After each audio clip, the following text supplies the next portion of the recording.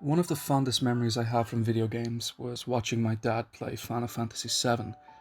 I must have been maybe 9 or 10 at the time, and I specifically recall just how mesmerized I was. The colourful characters, the gameplay, the battle system. However, what really struck a chord with me was quite literally the score. Even if my young mind couldn't recall the story or the plot at the time, the melodies were imprinted. I'm pretty convinced this is where my obsession with musical composition began. And when I talk now as an adult as to what game has made an impression on me throughout my teens, Final Fantasy X is the one I will always come back to. Not only did it catapult the series into a new generation with voice acting, 3D graphics, a stellar cast of characters, and my personal favourite for musical themes, there are a handful of little tips, secrets, and things you may not be aware of. Welcome back to the Save Point.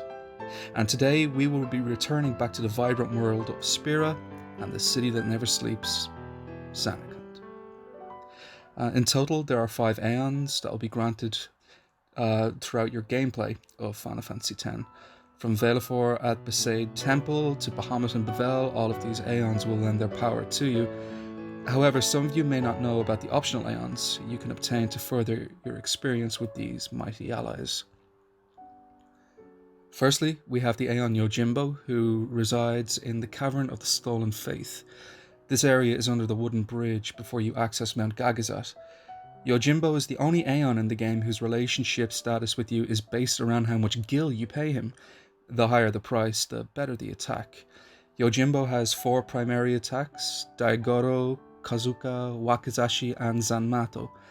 However, you can deplete an enemy's HP by over 9,999 points, but Auron must be in possession of celestial weapon Mazume.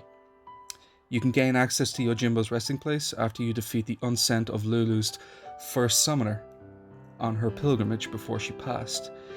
Lady Ginamine will summon her own Yojimbo Aeon, and once you have defeated the Unsent summoner, you can then proceed to Yojimbo's chambers.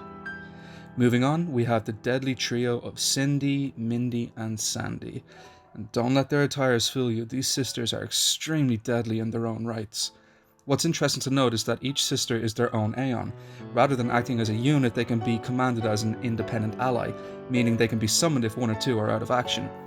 Obtaining the sisters is certainly a bit of a hop, a skip, and a jump, and they can only be found by accessing Remnant Temple via the Calmlands via a chocobo.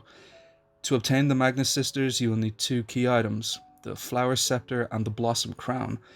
To get the crown, you will need to capture all of the fiend types on Mount Gagazat and give them to the owner of the Monster Arena in the Calmlands. Make your way to Remnant Temple and engage Belgamine in the last Aeon battle. Upon your victory, she will present you with the Flower Scepter. However, before you send her to eternal rest on the far plane, be sure to have already acquired Yojimbo and Anima. And from a lore and background perspective, Anima is more than just an Aeon.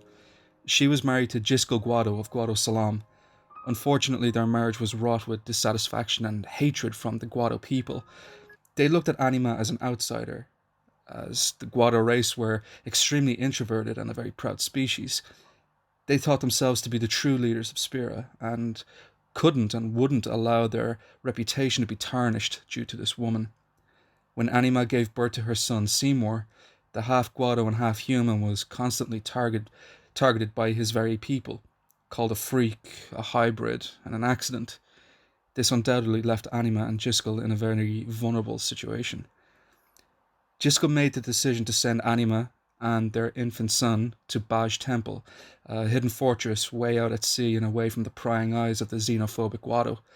We will discuss Seymour's early life in Baj Temple and his return to mainland Spira, along with his relationship with both parents in another lore video, along with Anima's transcendence to becoming a faith, so be sure to keep an eye out for that. Achieving Anima can be triggered at the start of the main story. In order to open the antechamber in Baj Temple, you will need to obtain 6 hidden items during the Cloister of Trials for each temple. This is something I would highly consider doing, especially in Besaid and Macalania. If you return to these temples once you gain access to the airship, you will be met with deadly foes. Better to collect them early in the game and save yourself a controller smashing battle on both accounts. When at the airship destination list, simply move the cursor to these coordinates. X access 11 to 16, and Y access to 5763. Then hit confirm. The location will pop up and you can fly there when ready. I would highly recommend getting Titus, Waka, and Riku to their overdrive meter and equip some stone-proof equipment, as getting into this temple has one final challenge awaiting you. Once the encounter is finished, you will be granted access. If you have found all 6 of the hidden temple items, the Chamber of Faith will be revealed and Anima will await you. After a very revealing and tender cutscene, her power will be yours.